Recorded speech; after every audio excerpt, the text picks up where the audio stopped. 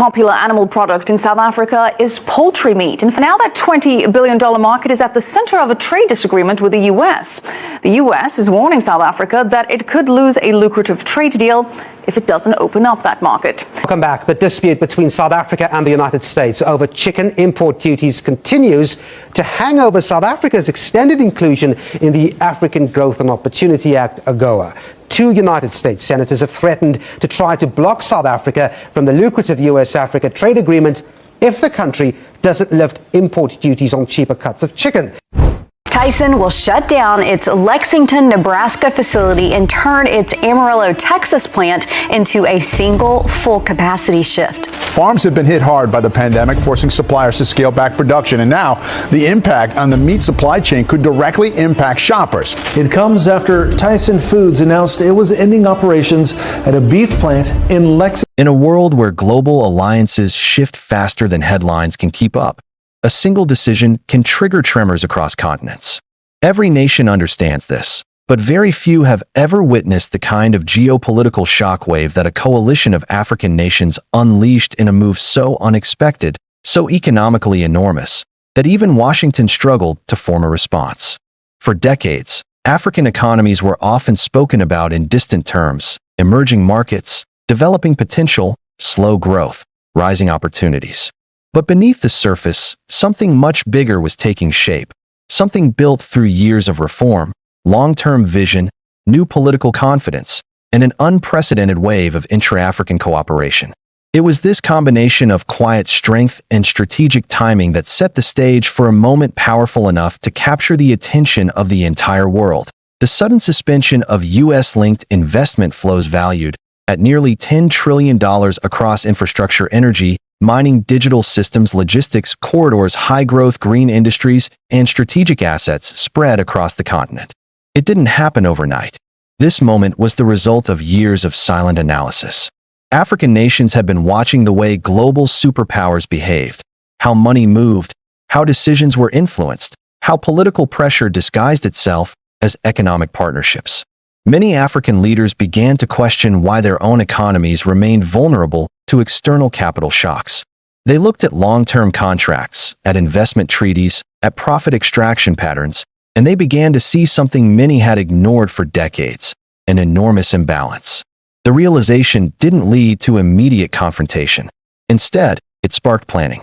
Quiet meetings between finance ministers, closed-door discussions among regional blocs, technical committees comparing data.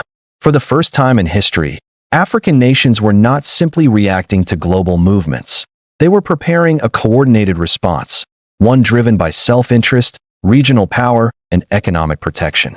Washington had no idea how far this conversation had progressed. For years, U.S.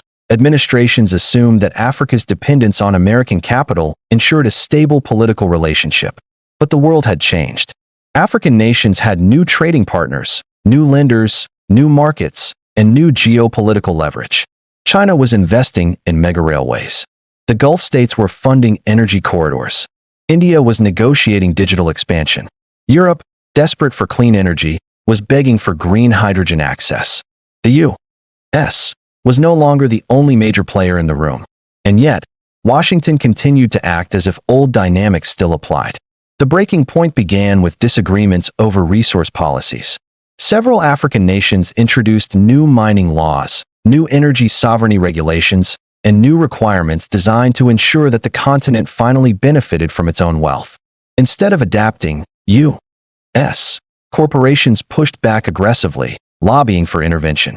Some even threatened to withdraw essential funding for African infrastructure. American politicians made strong statements criticizing African leaders. What they didn't realize was that this time, Africa was no longer in a position of weakness. And African leaders were tired of being lectured about economic freedom by nations that had historically benefited from Africa's restricted autonomy. So the coalition formed quietly.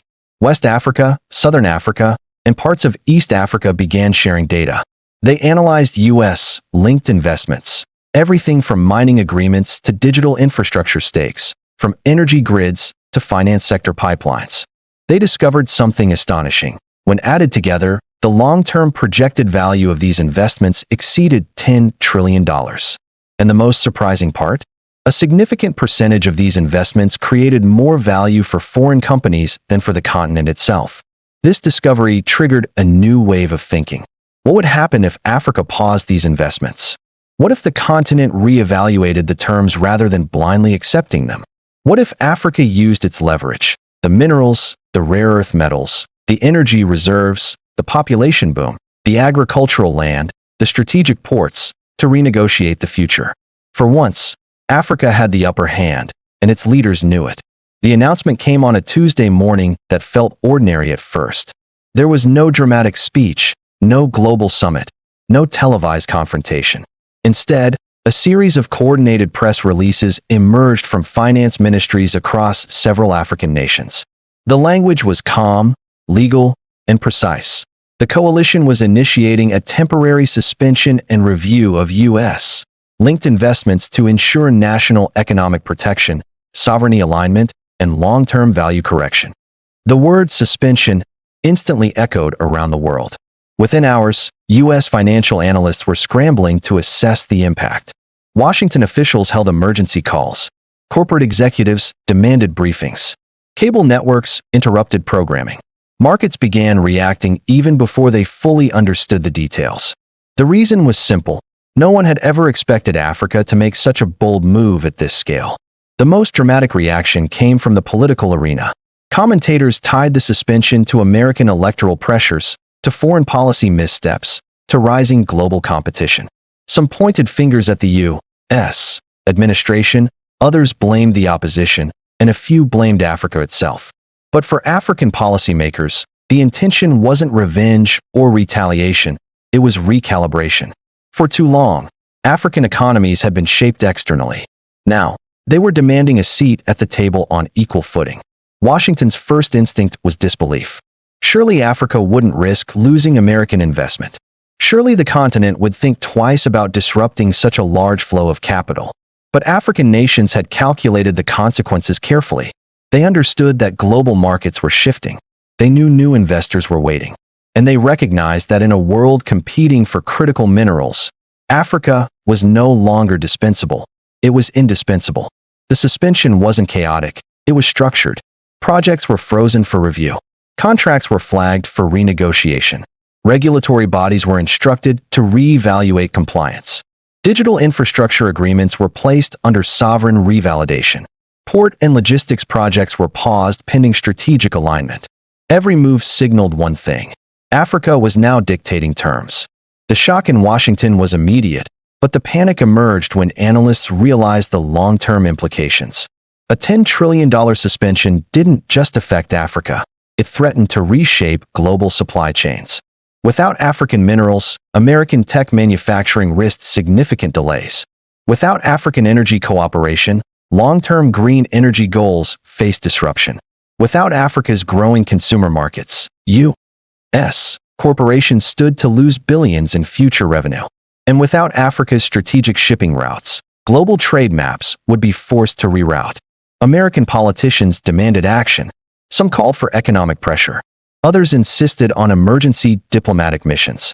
A few attempted to dismiss Africa's move as symbolic, until financial forecasts painted a very different picture.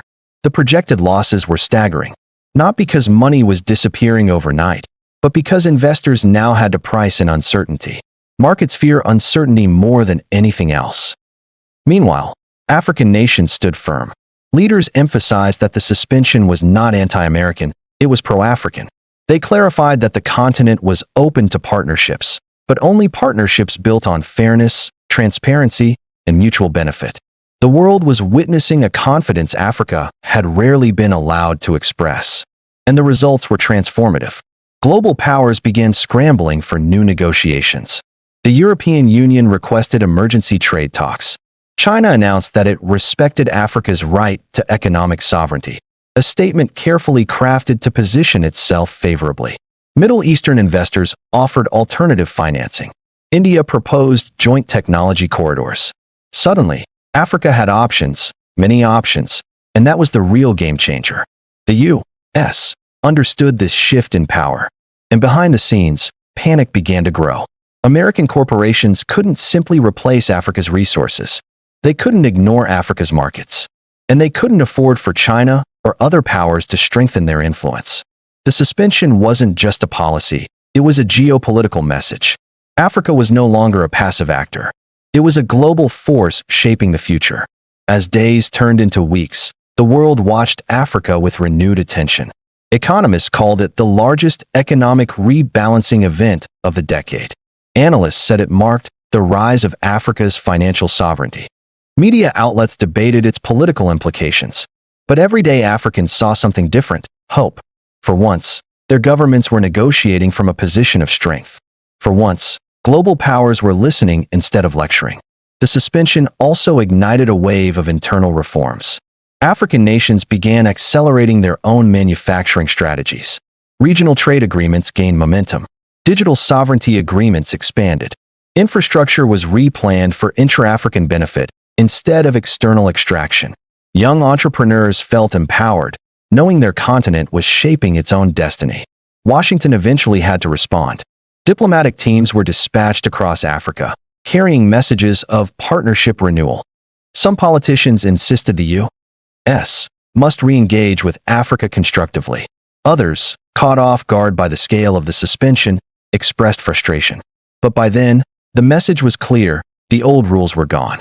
Africa had entered a new era of economic self-determination. As negotiations slowly resumed, African leaders maintained their position. They demanded better terms, stronger protections, fairer value distribution, and recognition of Africa's strategic importance. It wasn't confrontation, it was correction. And for the first time in modern history, global powers were forced to accept Africa's terms or risk losing access entirely. The impact of the suspension would be studied for years. It reshaped investment patterns. It altered diplomatic strategies. It redefined global partnerships. And it marked a turning point in Africa's relationship with the world. The message was loud, clear, and irreversible. Africa was no longer a silent participant in global economics. It was a driver, a negotiator, and a decisive actor with the power to influence markets across the planet. What began as a suspension became something much bigger, a declaration of sovereignty, confidence, and strength. And as global powers adjusted, one truth became unavoidable.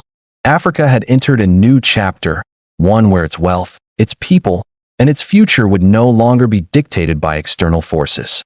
Africa had reclaimed its place on the world stage, and the world had no choice but to recognize it.